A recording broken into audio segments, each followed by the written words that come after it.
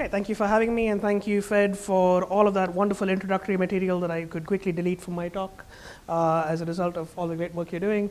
Yeah, I know.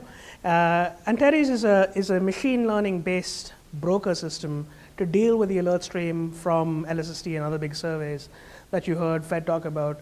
It's a project that's been a few years in the making, and it's gone from a few, like 5 or 6 people, to now a fairly large team involving computer scientists, statisticians, astronomers, and physicists. And I'm highlighting the work of a few different people there at different career stages. Tayyib Zaidi at the bottom was an undergraduate with me. Daniel Muthakrishna is a PhD student with me in Cambridge. Monica Sarayasam is a postdoc at NOAO and is moving to Illinois as well. And Carl Stubbins is a developer.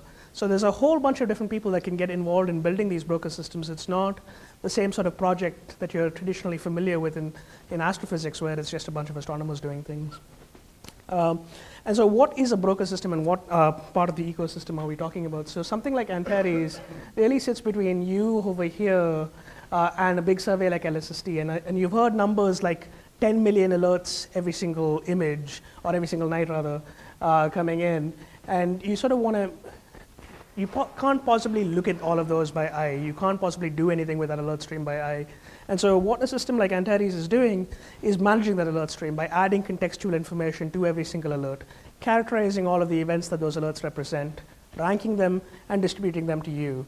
And it allows you to write your own little filters for all kinds of complex and targeted processing. So if, for example, you are particularly interested in gamma ray bursts or type 1 BC supernovae, then simply follow those things up rather than having to deal with everything else in the alert stream. And we aren't limited to things like just LSST. In fact, we will be correlating optical alerts from LSST with gravitational wave alerts from, say, LVC, high energy particle and neutrino triggers that you heard about from Azade's talk yesterday from IceCube, for example. So this is really a toolkit to do multi-messenger astrophysics. But importantly, if you look at this picture a little carefully, there is no actual mention of machine learning in here. Right? If this was 2007 and I was a PhD student starting out, you could have been like my advisor and said, well, you could do all of this sort of ranking and characterizing, just look at everything by eye. And that's more or less how we did things for a very long time. But that's just not practical with LSST. Combining an image from Daniela and from Federica, here's why. If you gave me every single telescope resource on the planet for follow-up, I could not possibly follow up all of LSST's alerts. There's just too many of them. And because there's just too many of them, you really do have to deal with not just a problem of volume of alerts, but also the rate of alerts. Follow-up becomes very, very limited and a very, very precious resource. So you have to pick very smartly and very quickly if you want to learn about the physics of explosive transients, for example. And so machine learning became the obvious way to try to tackle this problem. And we started looking at the literature and how to do this. And in fact, much of the early work was done right here at UC Berkeley by Josh Bloom's group. Joey Richards in particular wrote a really brilliant paper on using machine learning to try to classify different kinds of variable stars. And so we implemented this and saw if we could do this for other data sets. And so here's an interactive web page that I designed sort of in 2015 with a graduate student, Jay Wang. And so as you sort of move over here, you can see different kinds of variable star light curves. These are Rara Lyrae. And there's a whole class here. I'm just plotting 2 principal components, but we made it a little bit more interactive. So you can click on things, you get all the associated data with that particular alert for that particular variable star, things like its STSS, magnitudes and colors, how much dust there is in that region. And you can see different families, even in these just 2 principal component axes, separate out from each other. So RRABs look very different from eclipsing binaries, for example. And so we had some confidence that this technique could be applied to real-time brokering systems rather than just retroactively looking at light curves. But we weren't 100% sure that this would do all of what we wanted to. We tried this for sort of anomaly detection, and it worked. It was OK. But there are limitations, and there are limitations because humans are actually very, very worried about machine learning and very worried about whether they're interpretable at all. And so we didn't necessarily think that the community was ready to have an entire single machine learning-based architecture for classification. But more to the point, there wasn't a single question that we were asking. We were actually asking, when we were doing this problem, multiple questions. There's not one metric to optimize. Richard's work, for example, was really great at classifying different sorts of variable stars. But if you were interested in saying, trying to find type 1a supernovae or kilonovae, you're interested in doing a very, very different kind of search. You're interested in trying to classify these things very early from very sparse data so you can do spectroscopic follow-up. And that's asking you to build a very different kind of machine learning architecture than what we had seen with the Joey Reitsch's paper. And so what we came up with was this concept that what you're trying to do is not really find a needle in a haystack, but really identify one kind of needle in a stack of needles. And you don't need a single machine learning algorithms. You need a whole combination of all of them, because the thing that you want to do is avoid a situation like this where everything looks the same to you. And this is sort of the actual problem that we're trying to deal with in machine learning. And so what we started doing was structuring multiple machine learning algorithms into a pipeline system rather than a single system. So what I started with doing was taking pretty much every single transient and variable alert on the sky, every light curve that I could get my hands on, and sort of started structuring a pipeline that was actually trying to do what I was doing by eye visually when I was in grad school. What was the questions I was asking at each stage to decide whether an alert was interesting and worth following up with, say, Gemini. And so the early sort of stages that I designed were trying to do rapid follow-up from very sparse early time data. Was this thing changing significantly? Did it look significant with respect to all of the other alerts we got at night? Was this like a 2 magnitude change or a 0.5 magnitude change? As we got more and more data, we could do things like timescale characterization. We could try to split out variables and transients from each other. We could do sort of the more traditional feature derivation that people had done to represent light curves, and sort of build neural network classifiers or random forest classifiers. And these things worked pretty well and were used to classify streaming data by us. But again, they were limited because you suddenly needed lots and lots of data. But in the event that you got lots and lots of data, you could actually do some really beautiful things. We started doing wavelet decomposition on light curves, fitting light curves with Gaussian processes all in real time. And so here's an RLI light curve and a supernova light curve fit with each other. And we used wavelet decomposition to classify these things. This all works. This was implemented by an undergrad, Tayyab Zaidi, for his honors thesis. We've been using the same sort of structure to retroactively go through all of the pan-stars light curves, and soon with ZTF DR1 to see if we can identify and classify all of those sources. But this is just what I was able to do. And so you heard a little bit from Daniela about this plastic challenge. And I was very worried that the sort of solutions I was coming up with were not necessarily the best option. And so I took part in plastic. I was the lead of the validation team, sort of building the models to make the challenge possible. And plastic here was trying to make my problem outsourced to the community through Kaggle to see if anybody else could do better than us. And the hope was that they would, but we sort of made sure that we'd get some participation by offering $25,000 in prize money to the people that did this. And so we added in 1 million new SED models across several different astrophysical classes. There were sort of 15 classes in our training set, one that wasn't even in the training set. This compromised in the end 3.5 million objects that the public had to classify that all look like LSST transients, but they only had a training set of about 8,000 objects to do it with. So this was, outsourcing our science to absolutely everybody there was. We said, put this up in sort of September of last year.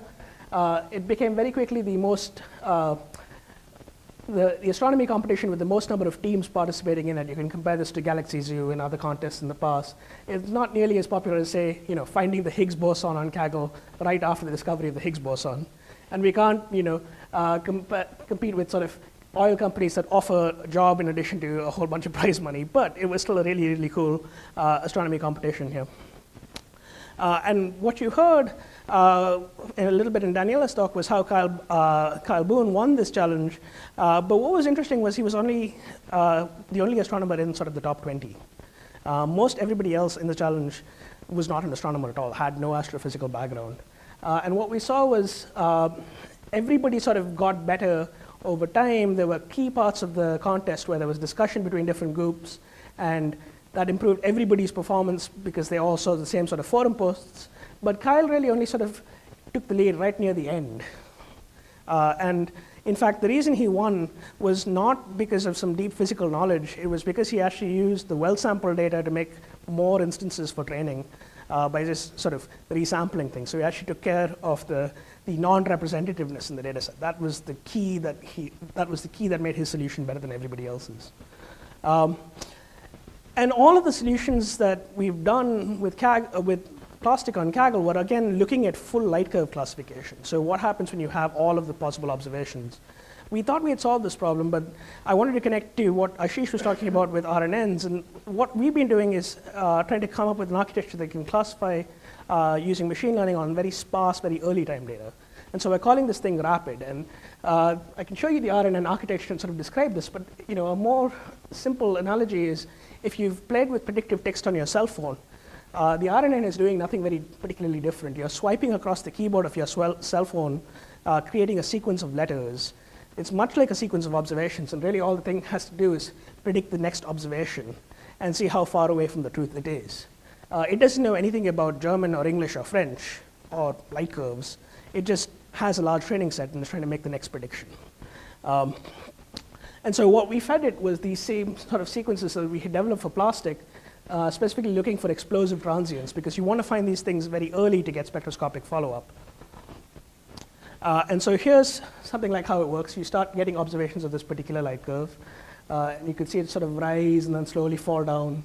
And you can see initially the classification is not confident at all. It says something is pre-explosion. But then as you get more and more data, the confidence for this particular object grows. And it says, in this particular case, that it's a tidal disruption event. What was fun about this object is it was, in fact, a tidal disruption event. This is a real ZTF object. And here's the actual fit of the tidal disruption profile using MOSFIT, a code that actually models these things. Here's the spectrum of this particular object that another group got and confirmed that it was a TDE. The fun part about all of this science was it was all done on Twitter. We saw that HST was pointing at this particular event, and it had an odd name. And so James Geertjan sort of pulled the light curve of the object from one of the broker systems, and my student Daniel sort of did this analysis all within the space of like 2 or 3 tweets. And so really we are now at the point where we are doing much faster timescale follow-up and response to events than we have in the past. Now I want to show you that Rapid works on a whole bunch of other objects. And so here's sort of this core machine learning RNN structure that actually does what I've sort of been saying, but I want to show you how this all works on practice in real life on a ZTF alert stream. I could show you performance metrics, but I don't think that's terribly interesting for this talk, so I'll skip it for now. So here's the ANTARES system sort of running live on ZTF. Hopefully you can see that back, but I'll zoom in. And this is the real honest-to-goodness web page that you can go click on it, and I'm just going to pick an extragalactic stream. I have absolutely no idea what's there, so I'll just pick the very first object here. You'll get the light curve of this particular event. You'll see that it's extragalactic. So you can zoom in. You have links and stuff to different services like the TNS to see if there's any cross matches to this particular source. This one hasn't been reported. It's a nuclear transient, so it's probably something like an AGN that's decided to go active. You can see every single alert that we get from ZTF for classifying this object and drill down if you really want to. So for a specific alert from ZTF, you could, for example, get the postage stamps that are created, the reference image, and the image that was detected and the difference. So you can just about see that there at this stretch. All of the alert properties that ZTF gives us are accessible to you, as are all of those sort of extra catalog information that I said that ANTARES was associating with you. You can actually also get the entire pipeline configuration, so you know the entire state of the system at any given time. And you can search on all of these things. So here's a full elastic search on any particular field. You can add fields quite easily from this to do more things. In this particular case, I just put in one of the ZTF telephone IDs to show you that you can pick on particular filter and particular object. This entire Elasticsearch is fully implemented, so if you have the same search that you want to do over and over again, you can simply write a query and submit it. You don't have to look at a web page. You can do this all in Python. If you want to write your own filter, we give you a filter development kit that's implemented as a Jupyter notebook. You can write a complicated filter, test it out on a subset of the alert streams in real time. So this is just Python code. And then submit it. Literally, you can go add a filter and copy and paste your Python code in here. it'll get validated by a human being, and then it'll run in real time and come out in a stream for you. And so all of this stuff works. There's documentation to make it all very smooth. You don't have to interact with the web page at all. You can do programmatic API access level to all of this stuff. And so we really are at this stage now where we have a whole bunch of core machine learning techniques that are being used in real time to build a really cool system. And so this architecture has you over here as the user, and more or less like the picture shows you, we're alerting from ZTF streams, we're doing all of this complicated processing. You can write your little filters, they plug in over here, and there's a user interface in the form of the web page I showed you, but also in the form of Python clients, or if you really like Slack notifications, you can get a Slack notification for every single alert in real time. It's a very nifty way of doing science now to enable discovery.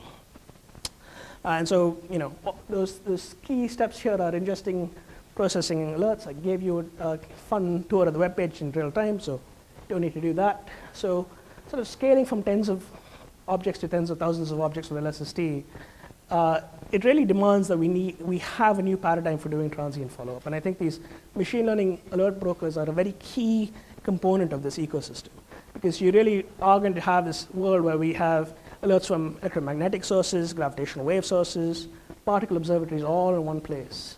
And the key that these sort of systems enable is run your machine learning algorithms in real time. Don't just write them on your computer and write one paper about it and never use them again. And get millions of objects that match your science interests.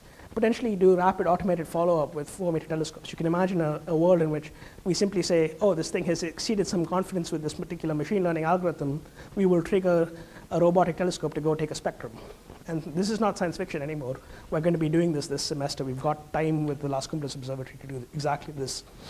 And so this is really going to let us, in the next decade, understand the entire demographics of the time domain sky, really enable the sort of detailed modeling of the physics of explosive transients. And more to the point, like Fed said, it'll allow us to discover the unexpected. Thanks.